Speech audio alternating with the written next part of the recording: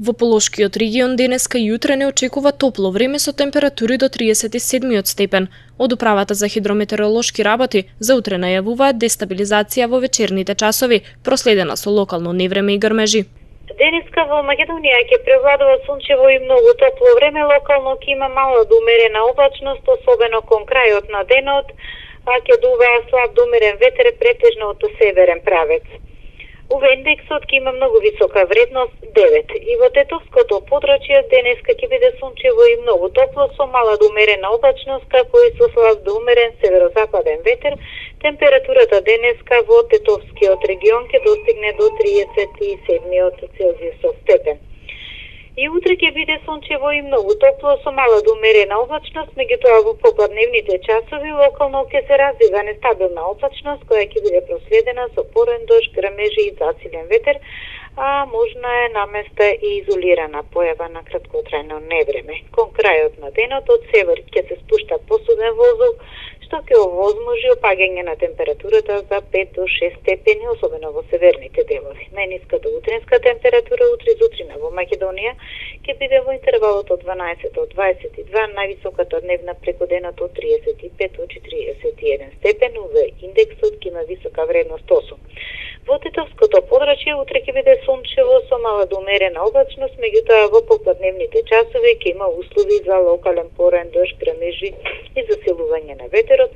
Утринската температура утре зутрина во Тетово ќе биде околу 19 степени, а преку денот највисоката дневна ќе достигне до 37 степени. Од среда ќе преовладува претежно стабилно, суво, но посвежо време, температурата ќе опадне за 5 до 6 степени. Лекарите апелираат до граѓаните да внимаваат на своето здравје во претстојниот период. Хронично болните да бидат посебно предпазливи, редовно да се јавуваат на лекар доколку имаат потешкоти. Вработените на отворено соодветно да се заштитат и да имаат повеќе одмори во текот на работниот ден. Препораките за пациенти кои што се хронични болни, кои што имаат проблеми со срце или пациенти кои што се диабетичари, тие треба почесто да мерат притисок, да мерат гликемија, да го мерат нормално стањето кое што го имат. Ако евентуално имат некои проблеми, тие треба одма да се јават на својот матичен лекар. Нормално важат и за нив, консумирање на течности од прилика од 2, 3 до 5 литри, зашто не. Што се однесува до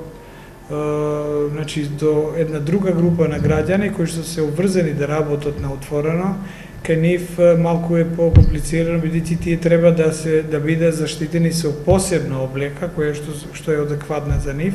Тие треба да имат и почести одмори нормално и за нив важи истото да консумират повише течности, а и добро е да се информираат што ако се случи некој топлотен бран да ги фати или има и такви тешки состојби кај што температурата се покачува и тешко е, случаи кои што се хоспитализират.